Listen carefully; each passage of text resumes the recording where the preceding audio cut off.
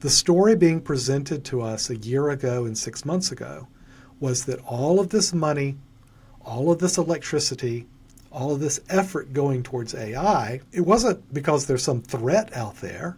It's because of all the good stuff that would come to us from making this effort. It was never going to be successful in the long term because it just ain't true. It just ain't true.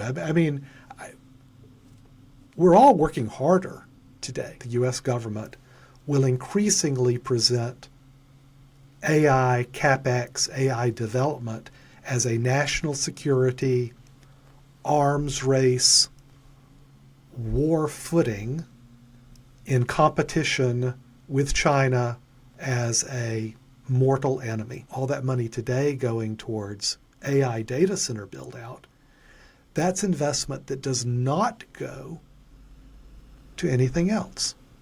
In particular, it doesn't go to the consumer economy.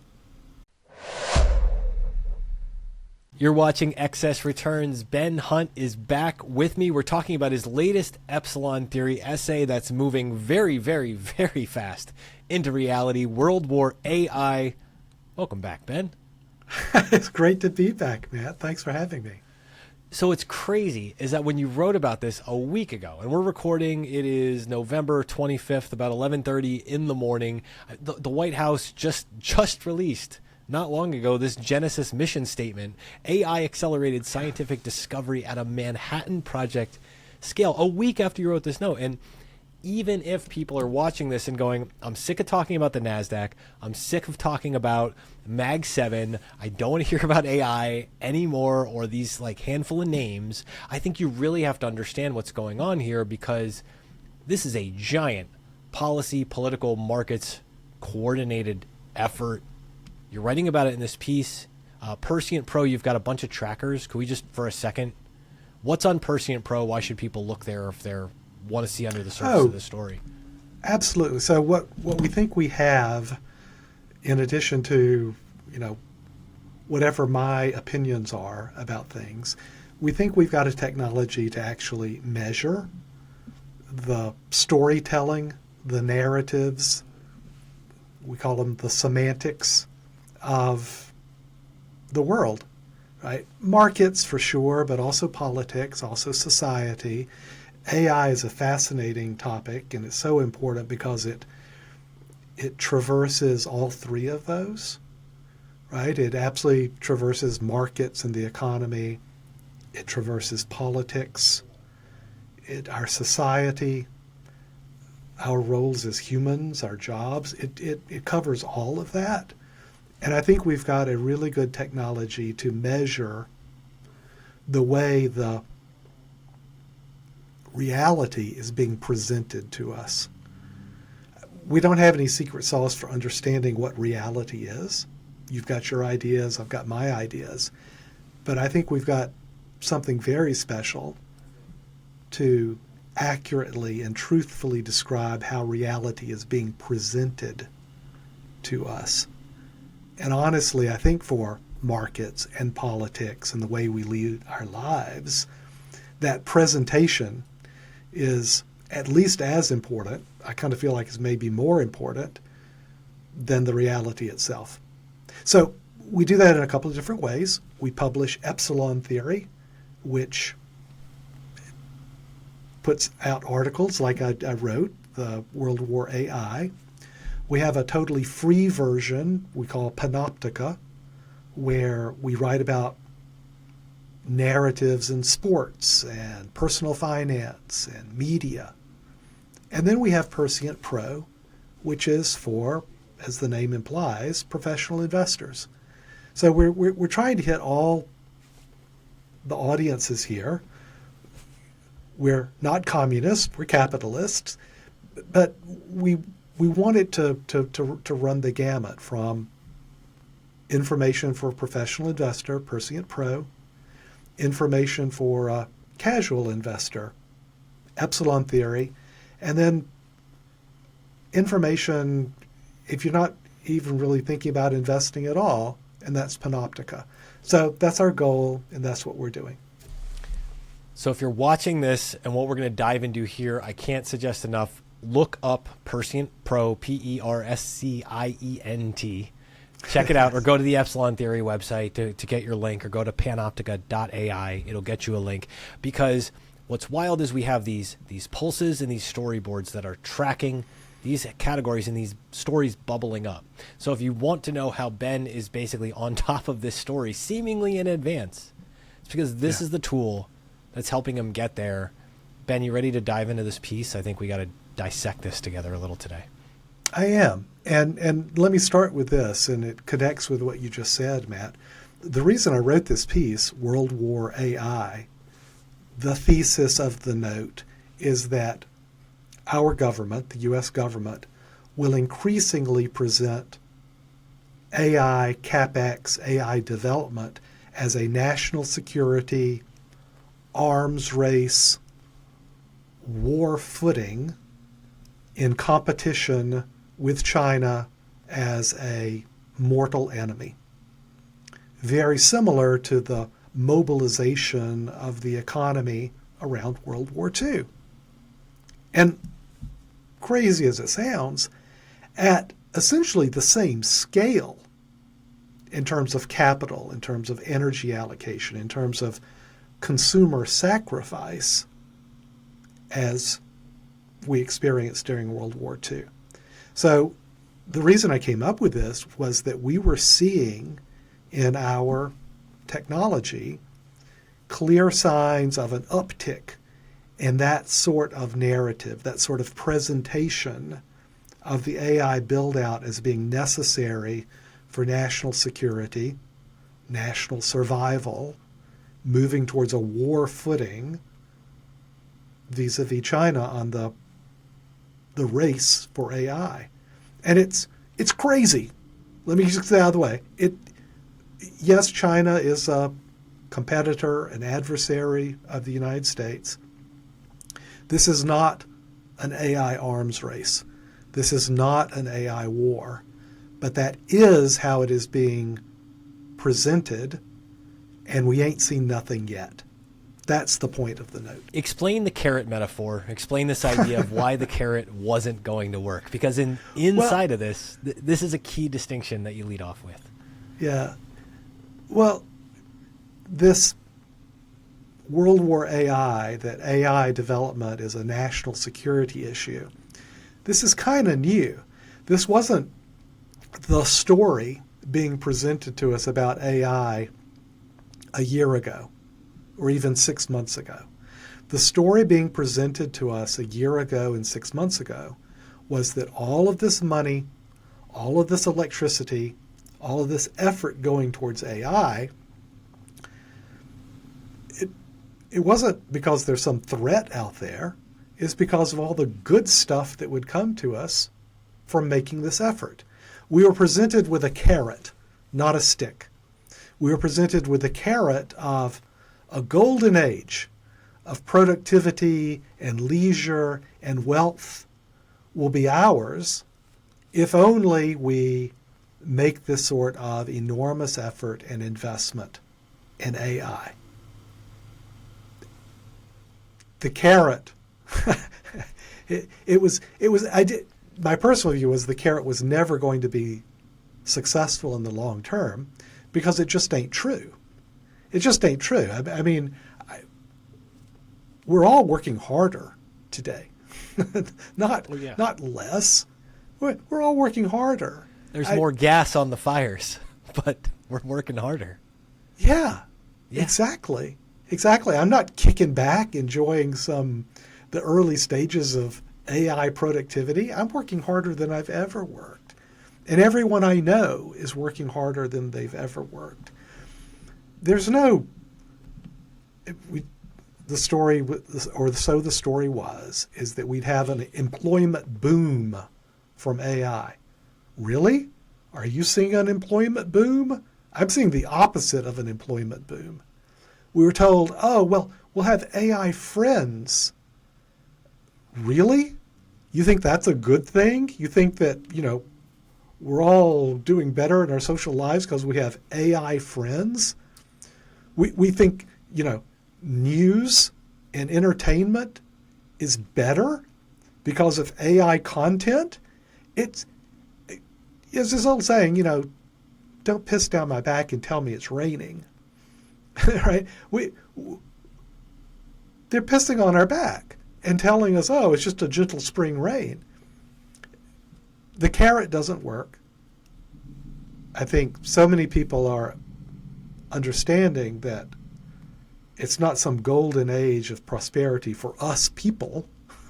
It may be a golden age of prosperity for the AI owners, or as I like to call them, the techno oligarchs.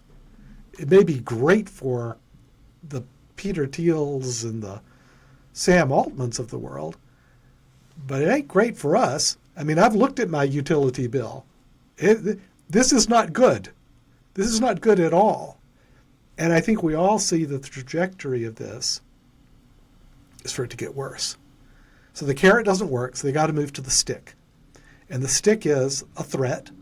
And the threat is, oh my God, we have to keep on this course, because if we don't, China will win, whatever the hell winning means.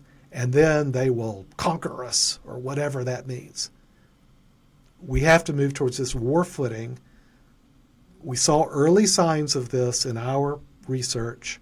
I wrote the note, and then this week, the White House announces, yep, it's a war footing, a Manhattan Project to develop AI before the bad guys do. Couldn't script it any other way. This is happening. When you look at this, and I think it's what you hinted at with the utility bill right there. It's shortages of energy. There are shortages of capital, which is part of where I want to take this next.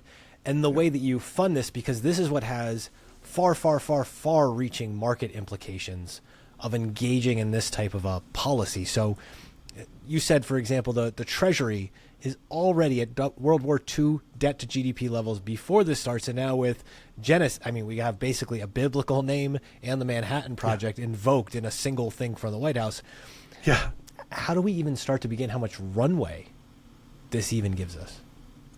Well, I think the way to start is to look at the projections, bottom-up projections, announced projects. What is it going to cost? And what's it going to cost both in money, and what's it going to cost in terms of power to run these AI data centers? So that's what I try to lay out in the note. And I can give you the numbers really quick.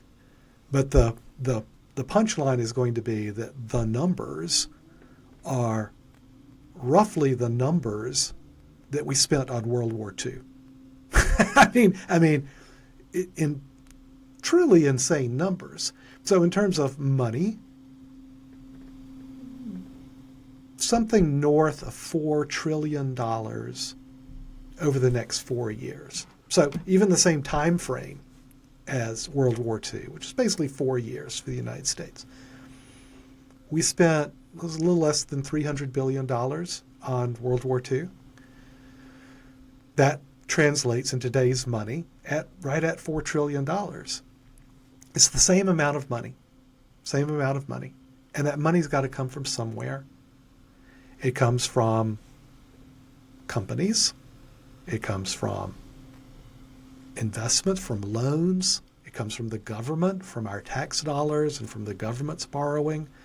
That's what we did in World War II. And we borrowed, the government borrowed enormous sums to pay for it. So at the end of World War II, our debt to GDP, which is how you often look at these things, what's your debt amount relative to your productive capacity? And there's this kind of famous and meaningful line of, if you borrow as much as your annual GDP is, that's problematic. Well, we got there in World War II. We're starting there with the U.S. government today. Now, that's for U.S. government spending. That's not counting the private spending and investment. So the $4 trillion Some of it's got to come from the government. Most of it will come from private sources. All of it is money that is not being invested in other things.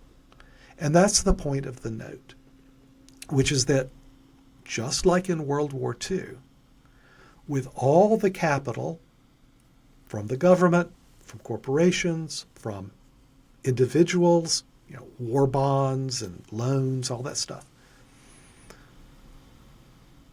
all that money going towards World War II production, all that money today going towards AI data center build out, that's investment that does not go to anything else.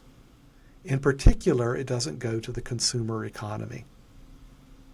We're already seeing that happening, where consumer credit, capital-intensive consumer services like health insurance, homeowners insurance, all these things are going up in price because there's not as much capital being invested in them.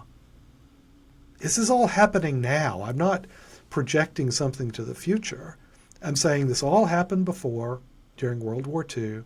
It's all happening now, early stages, and it's all going to get a lot worse. The other crowding out effect, so one aspect of this is all the money that gets invested into AI data centers, trillions of dollars, is money that doesn't get invested in other places. The other impact of this, though, is on the borrowing by the government to support this. That raises, the government can always borrow its money because it's the safest investment. But the more they borrow, especially once you get over that 100% of GDP line, the more you got to pay in interest. So this has two effects. One, there's less money being invested in, I'll call it the consumer economy. And second, the price of money, interest rates, those go up. That's the two impacts from this massive World War II level amount of capital reallocation into the AI data center world.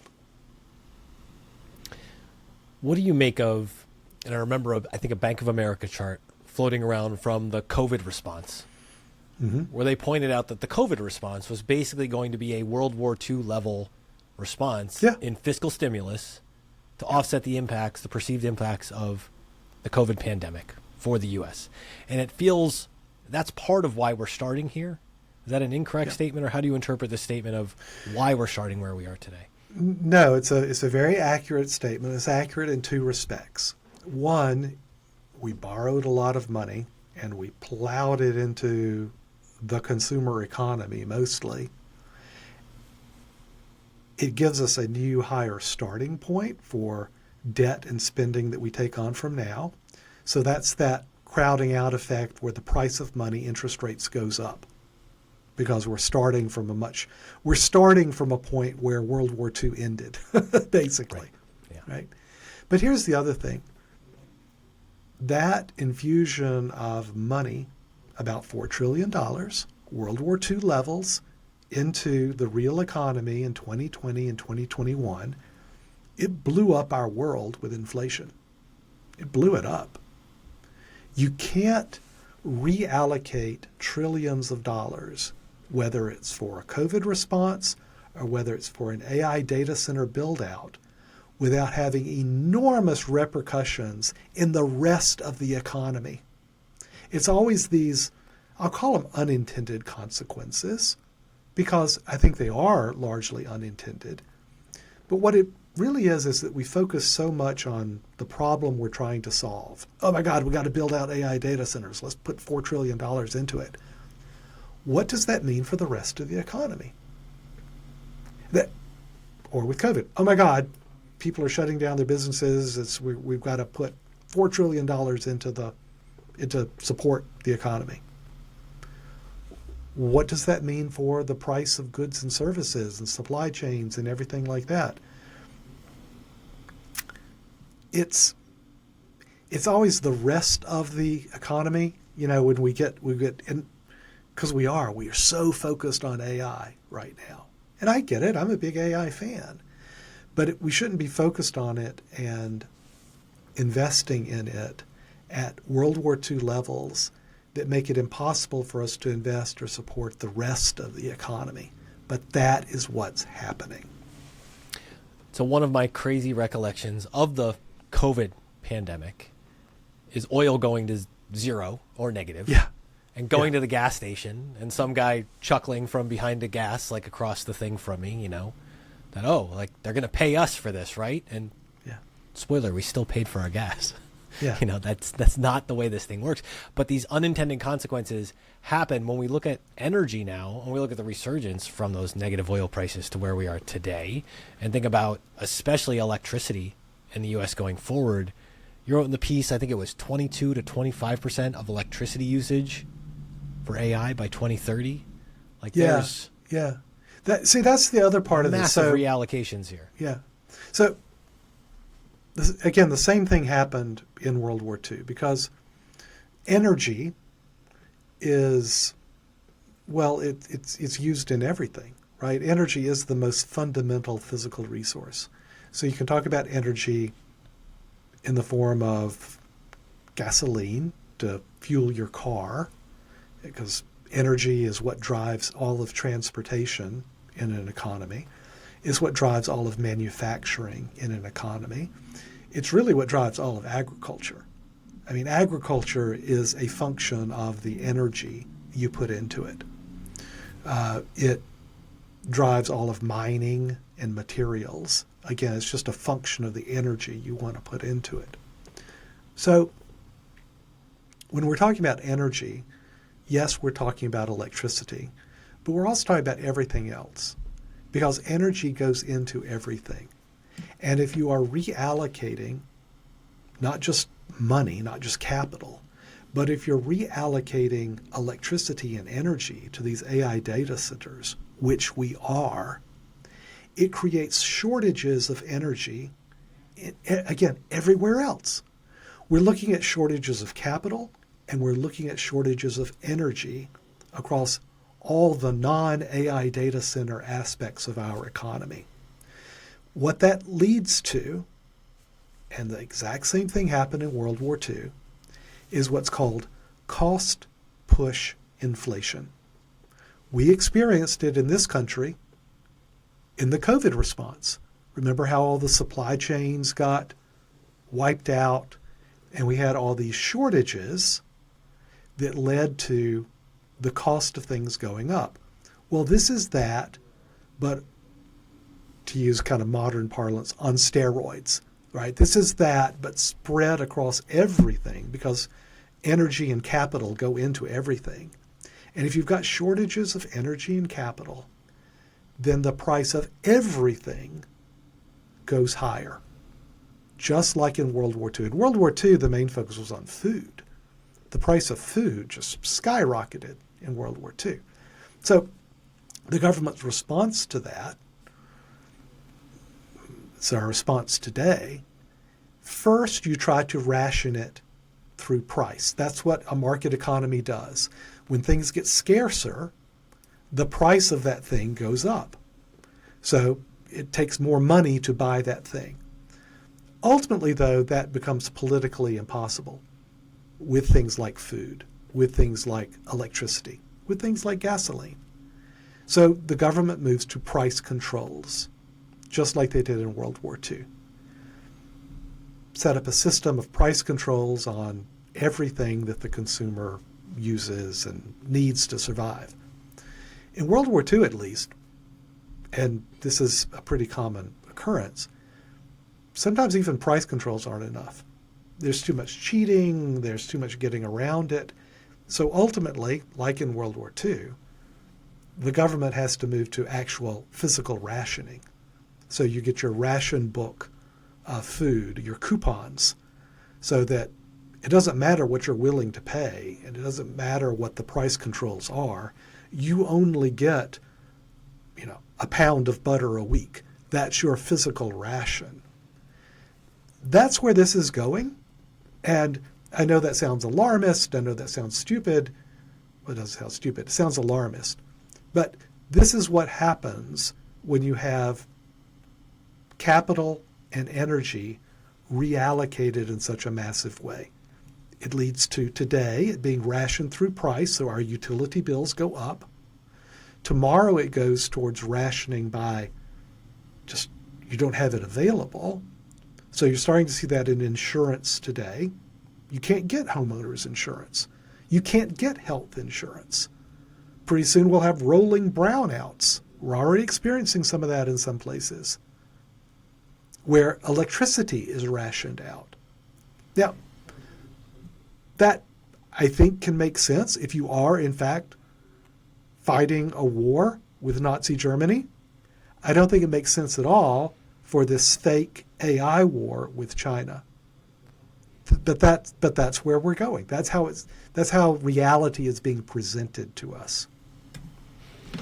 Let's turn the attention for a second to corporations and more specifically jobs, the people who work for these corporations. Mm-hmm. Part of AI, part of this pitch was, margin expansion. It's going to increase productivity, or it's going to reduce headcount. You don't need as many people. That helps with margin. That helps with margins if you're letting people go or if you're increasing productivity. But if these patterns hold, where's this going on the employment front, knowing that these pressures are also being added to the economy? Yeah.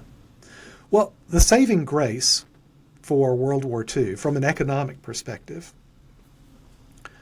the thing that saved the United States economy from horrible stagflation, right? So the capital shortages meant that there was no money available for I'll call it Main Street businesses, for small and medium businesses. There was no credit available to expand your bakery or anything like that. So there was no growth in the U.S. economy from small and medium businesses. None at all. At the same time, you had this cost push inflation that I'm describing. Put those together, stagflation. No growth, persistent, pretty terrible inflation. The saving grace was the United States government created millions of jobs. Right? So the money was spent on building factories and transforming existing factories into war production. Rosie the Riveter. Right? So women entered that workforce, millions of jobs created, real economic growth. That's, growth was actually fine in the United States because we created a ton of jobs to fight the war. That's what's really different this time. It's the same as World War II in terms of capital, massive amounts of capital going towards the AI data centers, massive amounts of energy going to the AI data centers. But there are no new jobs here. In fact, the avowed purpose of AI data centers is to reduce jobs. When people talk about productivity, they're talking about labor productivity. They mean doing more, producing more with the same number of people, or producing the same amount with fewer people. And let me suggest that every person listening to this show, their company is having that experience. All these AI projects that I know your company is running, they're not opening up some new revenue opportunity. They're not creating some new economic vista. Oh my God, we've got this opportunity. We can hire people and do all this stuff and make lots of money and sell this product. That's not it. You're getting operational efficiencies.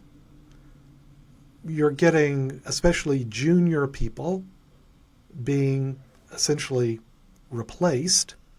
Most companies I know have slowed down their hiring plans, especially at the junior level. Maybe they've been able to let some people go. There are no new jobs here. There are no net new jobs for sure. And this is the old saying about how many people do you have to employ for a data center? I mean, it's one guy and a dog, to kind of patrol around and make sure nobody's breaking in. That's it. These things don't require or create new jobs. On the contrary, they're designed for labor productivity, which means elimination of jobs. And it's just getting started. The whole notion of robots, as Elon Musk says, the embodiment of AI, is not just to replace the white-collar, symbolic manipulation jobs, the thinking jobs that are being replaced today. The goal is to replace the physical manipulation, the blue-collar jobs tomorrow. They're not confessing, these techno-oligarchs. They're bragging. It's the whole point. So this is what we're fighting the war for. It's not to compete or win versus China. That is bullshit. What this war is for is to replace human labor. That's it. That is what we humans are being asked to make these sort of sacrifices for. And that's what I'm committed to stopping, not in the sense of getting rid of AI. I'm a big fan, but it needs to be subordinated to humans, not elevated to something more important than humans by the techno-oligarchs. That's what I want us to try to understand. Do you see any willingness or desire or expression of acknowledgement for the job situation yet? Is that showing up in any of the narratives? I mean, we have Peter Atwater writing about the K-shaped economy for a reason. That feels like it's worse. I think about Kyla Scanlon in the Vibe session. I think about all these topics that are trying to describe this feeling of what's going on. Is it popping up anywhere where we're talking about this in here's a plan to grow out of or beyond this? Or is barely. Just flat? very barely. It's you see kind of little inklings of some people talking about it, but it absolutely has not entered the popular narrative structure. And I'll tell you why. And you'll hear this all the time. I hear it all the time. When you talk to people about AI and where are the jobs, the comeback is always some variation of the following statement. Well, new technology always creates new jobs. We just don't know what those new jobs are going to be yet. That is what you will hear. And my response to that is, this is a different kind of technology. This is a different kind of technology. It is designed to be a replacement for human labor. That's the whole point. The only jobs that remain in an AI uber alles future, the only jobs that remain, and even that I'm not so sure if Elon Musk has his way, the only jobs that really remain are the meat, taking care of the meat. It's healthcare, it's elder care, it's nursing, which, by the way, are the only human jobs that are expanding in this current regime. It's the meat, taking care of the meat. And that doesn't work for me as a human being. It really doesn't. So I think there's a path out of this, Matt. I really do. But the path is growing narrower and narrower by the day, especially as the government moves forward with presenting the AI build-out and the power generation build-out that will be sucked up entirely by the thinking machines, presenting this as a national security war effort. This is the worst possible path we could be going down. I want to call out some of the Perscient signatures. You've got a chart, and we'll see if we can share some of this here too, tracking confidence that hyperscale builds will continue growing at a z-score of 5.07, while skepticism about these projects simultaneously hitting an all-time high z-score of 5.91. But then that let's describe what a z-score is first. Yeah. Right? So say what it is. Say how you interpret this. It's important. A z-score is a way of saying, well, how unusual of this? It's basically if you're familiar with the concept of standard deviations, how unusual is it that you see this? How unusual is it that you would flip a fair coin, it would come up heads 12 times in a row? How unusual is that? Well, that's what the concept of standard deviation is. That's the concept of z-scores. So when we say, it's got a z-score of 5.9 or whatever the number is, what we're saying essentially is that's 5.9 standard deviations away from what's normal, away from the historical level of narrative volume on this topic. Which, if you know anything about standard deviation, 2 standard deviations away is a ton. 3 standard deviations is like, you're in the top percentile. 6 standard deviations, well, this is extremely rare. And what it's showing is that this is in high rotation. Both sides of the coin. People saying, yes, this CapEx is going to continue, and people saying, this can't possibly continue. This is what everybody's talking about. This is where the attention is on that topic.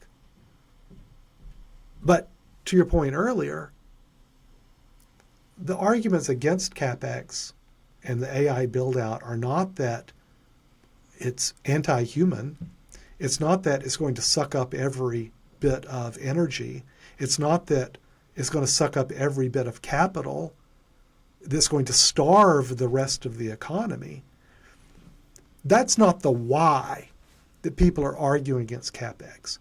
And that's what I want to try to get that message out there. I want people to understand that the reason why CapEx, capital expenditures on AI, should not advance the way that they're being planned, that we should not be putting this on a war footing. The why not? Because it starves the rest of the economy of money, energy, and jobs. And so I am against that. It's not that I'm against AI. It's I'm against of this overinvestment that starves the rest of our economy from what it needs to survive, much less thrive. How do you interpret this environment of the hyperscaling growth will continue relative to the skepticism that these will generate a positive return in some way? Because both of those flashing is a really interesting contradiction to me. I think it depends on your time frame. I think that, because that's where I am as well. I both think this is, nothing stops this train.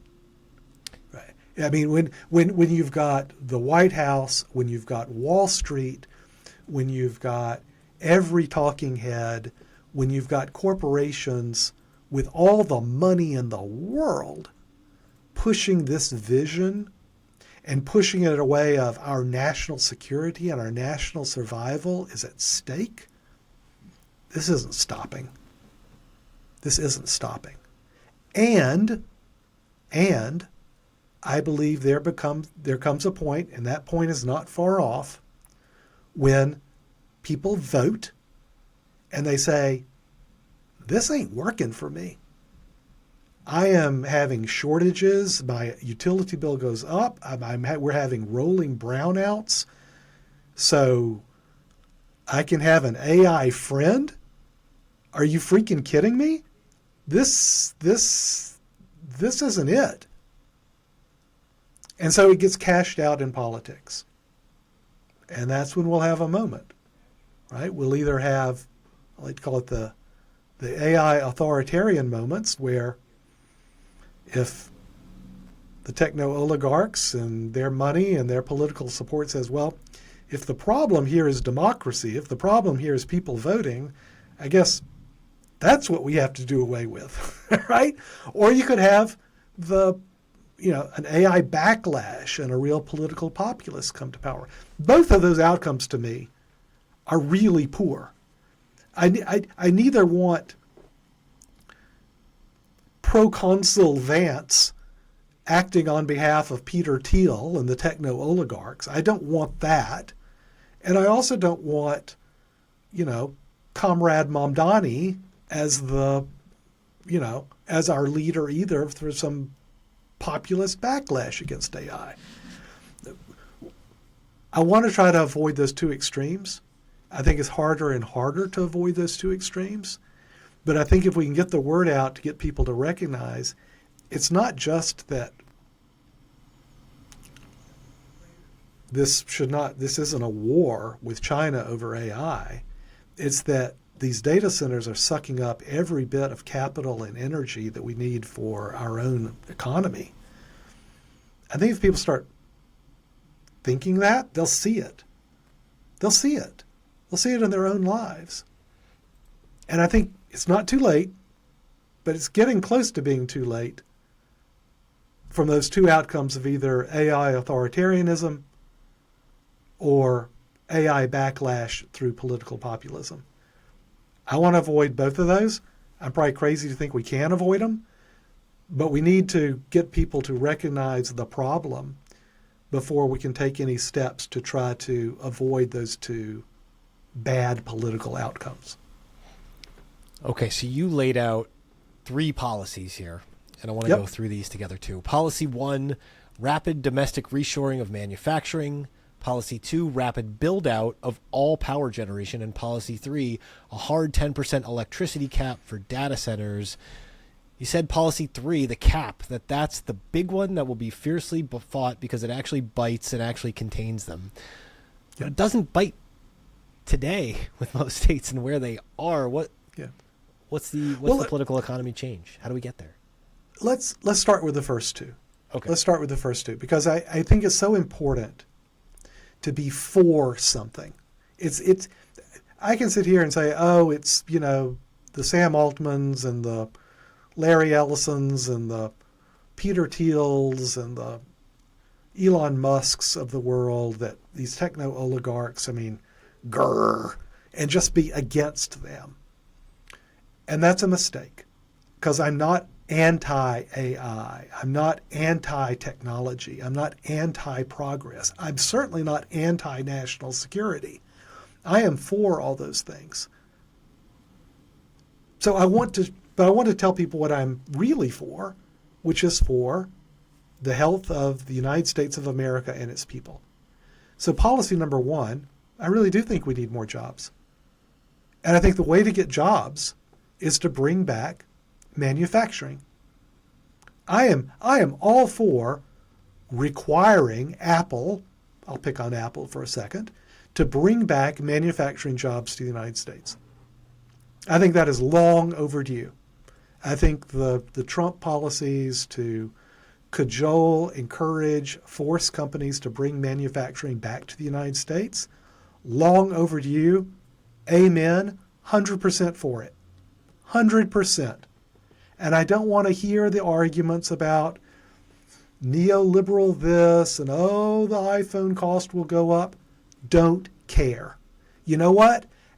Apple will eat most of that price increase from the higher labor costs in the United States, just the way they ate tariffs. So I'm not scared off by coming and saying, oh, we can't do this back in the United States. Yes, you can.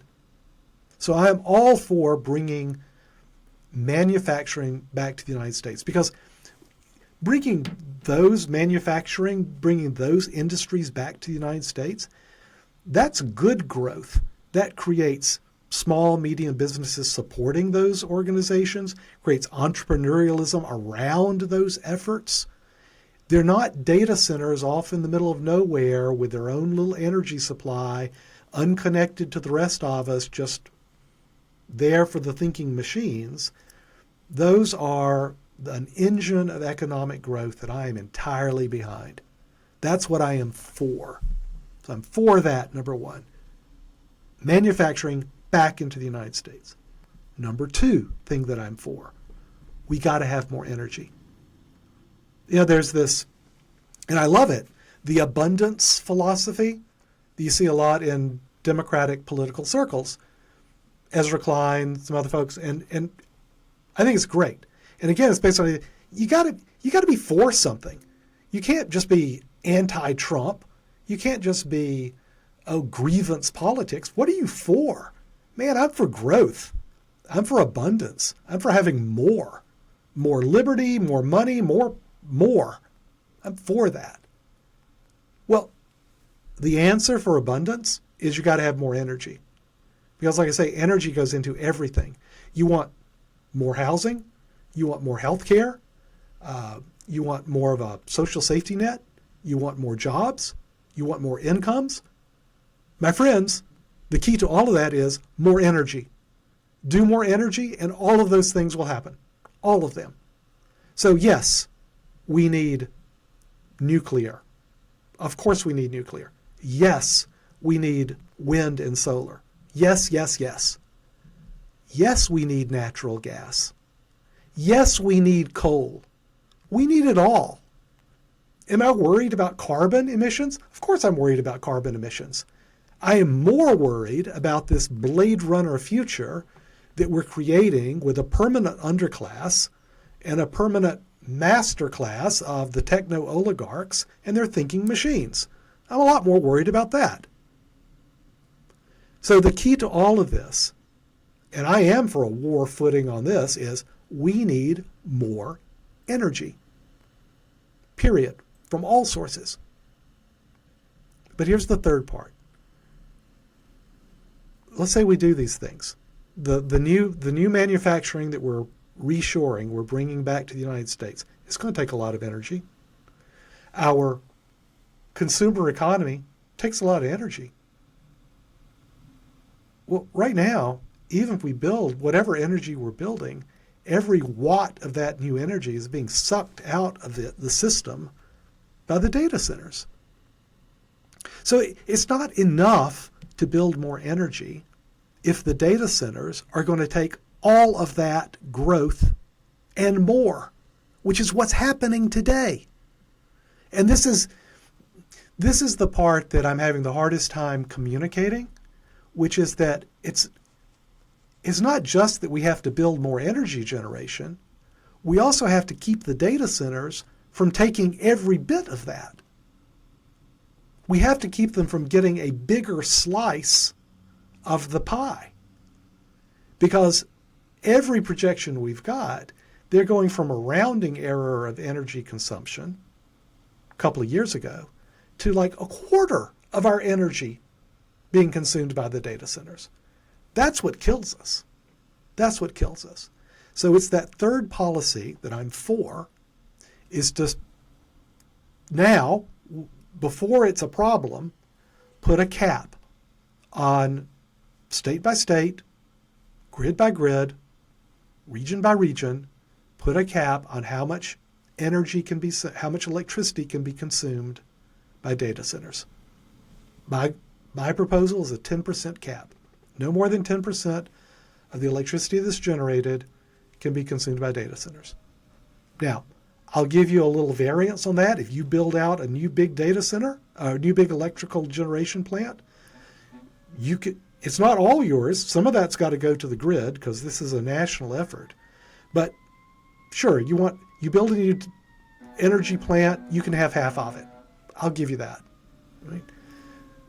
But we got to work together to not only build out the energy generation capacity of this country, but to keep the data centers from eating that all up. That's what policy number 3 is for. Let's talk a little bit then about the investment implications of this, because each of those scenarios lay out different things that will work, will not work, will compete, will not compete. And I have to believe there's some opportunities inside of this from what you're seeing. What are you excited about? What areas do you think there's actually growth that's coming that can be harnessed? And what signs do we look at for that we're getting through, that there's actually a future on the other side and who's going to win? Not specific names. I'm just interested in how you're thinking about this in the economic sense.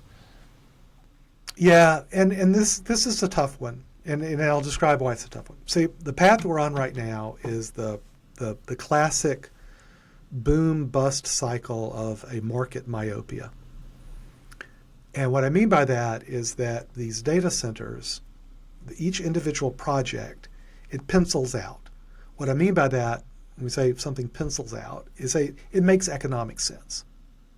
On an individual, you look at the project that you're being presented, you're the funder, or you're being asked to give money to this. And you ask the tough questions, you go through it, you dig through it, you say, okay, you know what? This deal makes sense. Positive Gives net me present my value. Like Yeah. I can look stuff. at it and say, okay, I see the risks, but here's my return, here are my protections. All right, you know what? This pencils out. I'm going to go, yes, this deal makes sense. What you don't see, though, is the 500 other deals that also make sense on an individual basis. Because when you put all 500 deals together, it does not make sense. All 500 of these deals don't work in the aggregate. They all work individually, and so you say, yeah, I think I'll go forward with that investment, but they don't work in the aggregate. This is market myopia, and it happens all the time, and it is what generates boom situations, because every one of those 500 projects goes through, and then they get to a point where the projects stop working because they don't work in the aggregate. And then you have a terrible, terrible bust. This is what a boom and bust cycle is, and it's driven by market myopia. What I'm proposing is that we step back, we see that in the aggregate this doesn't work.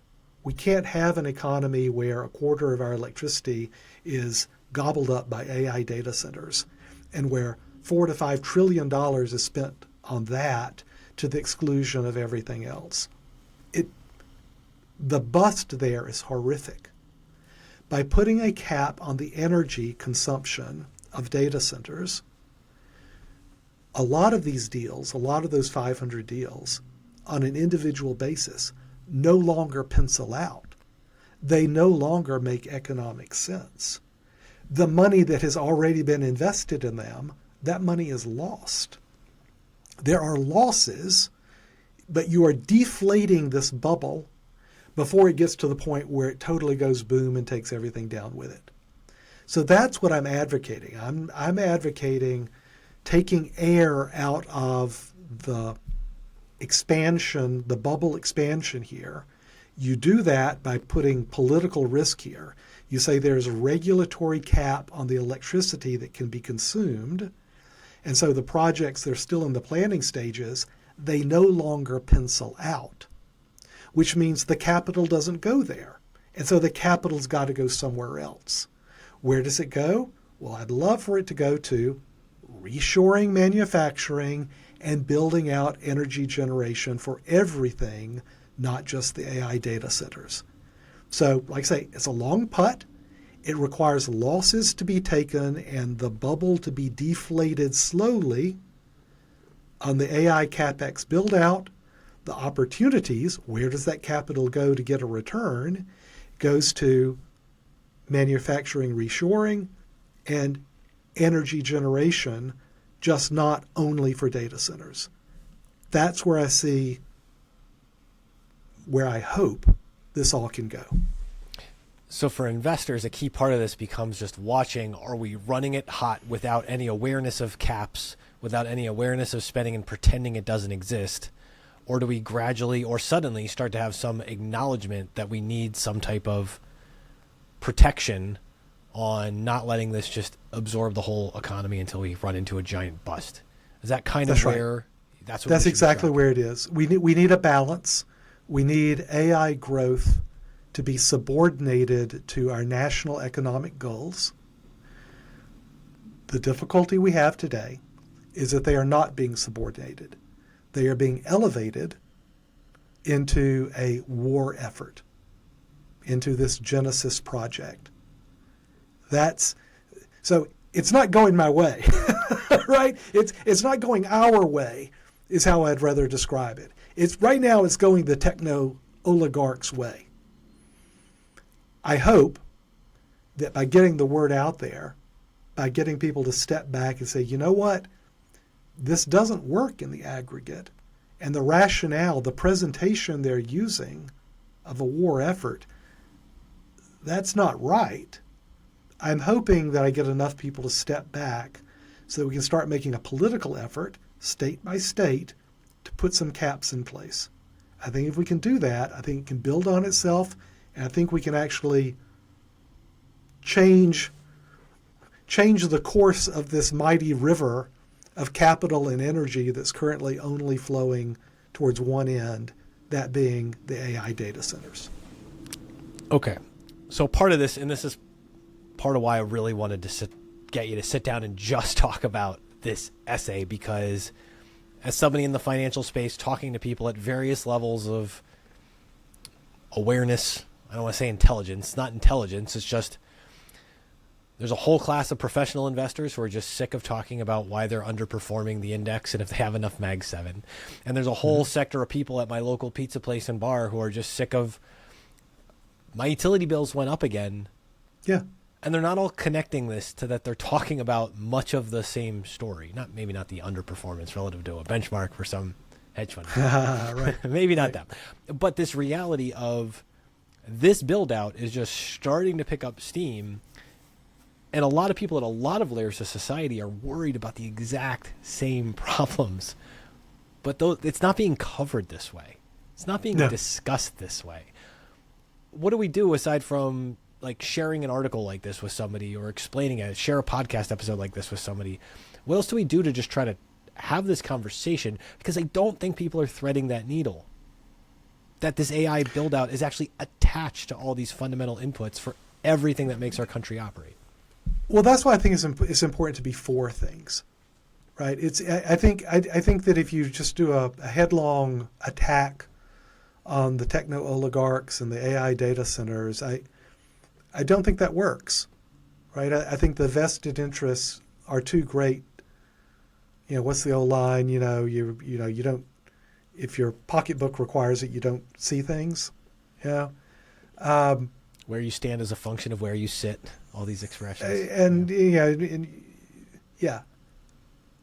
think it's important to bring positive energy to this, and to not be against AI, but to be for energy expansion, to be for jobs coming from industrial and manufacturing reshoring. And I think that we can start talking about putting caps on electricity used by AI data centers. I think there is a political will for that, particularly in some states and some groups of states. I mean, I even saw in my home state of Alabama, which you would think would be the last place or one of the last places you'd get some sort of cap.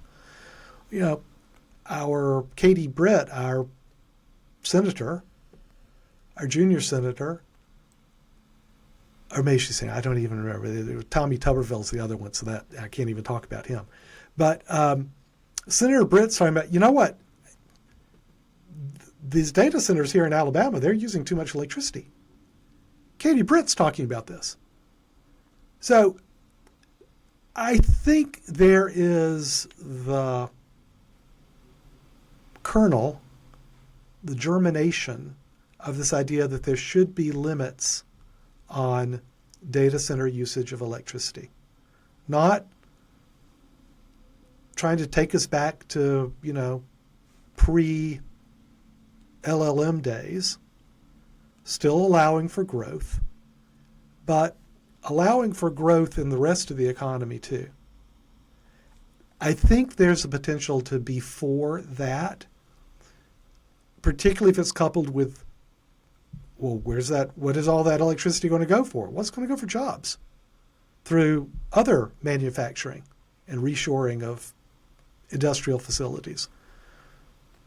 What are we going to, can we build more energy? Yes, we can. We want to build more energy from all sources. No more woke left, anti-energy policies, and no more woke right anti-energy policies. We need it all. We need it all, and we can really move towards abundance. So look, like I say, it's a long putt. It's going to be a difficult path, but I think there is a path. And importantly, it's a path of positive energy, as opposed to just being a path of fighting something like AI and the techno oligarchs. I want to be for something. I like the sound of that. I like that when I read this piece the first time through, I had a positive feeling coming out of it. I had the positive feeling of, I actually see the upward path of, if people understand this issue, here's how you create jobs alongside this growth. And that's a really exciting path out. That's not just, here we have to go running off this cliff. It is. And I hear it in what you're saying in Alabama too. So a crazy thing that I saw in Pennsylvania was the Amazon Web Services, or whoever the data center was, goes to the nuclear power plant, goes to the power company and says, here's our growth for next year. Here's how much we're going to need. And the state regulator came in, state regulated entity, and they were like, sorry, but no. Like, that line was put up. This is, I think, close to a year ago at this point. They're like, we can't do that. We can't give you all your growth, because then there's no more energy. And I think that appetite is there. I just think it hasn't made it to any headlines yet. I don't think people know it's an option. I don't think people know how to frame this politically yet. People don't know it's an option. I love that, Matt. People don't know it's an option, and it has to be an option, and we have to start talking about it. This World War AI piece, I think, lays out those options better than anything that I've read yet. So I want to suggest people go find it. I want to suggest people check out, if you're in markets, especially Perscient Pro. You want to see these. You want to see these storyboards. You want to see these pulses. You want to see how they're highlighting these stories in advance. And of course, if you want to be for something, I think that's what Panoptic AI is pretty much all about, right, Ben? Absolutely. Positive energy. That's how we get through this together. All right. Anywhere else you want to send people? We're going to put all the links in the comments before I let you go. We got a lot of links. But obviously, you can always just do Epsilon Theory. Epsilon Theory is kind of the hub for all of this, and hope to see you there. All right. Come say hi. I'm going to have Ben back again in a month. We're going to update on this, because this is a breaking and moving story, as we well know. Hey, if you write a note and there's a giant government intervention every time within days, we're going to have a lot to talk about this year, Ben. No doubt. No doubt. Thank you for tuning into this episode. If you found this discussion interesting and valuable, please subscribe on your favorite audio platform or on YouTube. You can also follow all the podcasts in the Excess Returns Network at excessreturnspod.com. If you have any feedback or questions, you can contact us at excessreturnspod@gmail.com. No information on this podcast should be construed as investment advice. Securities discussed in the podcast may be holdings of the firms of the hosts or their clients.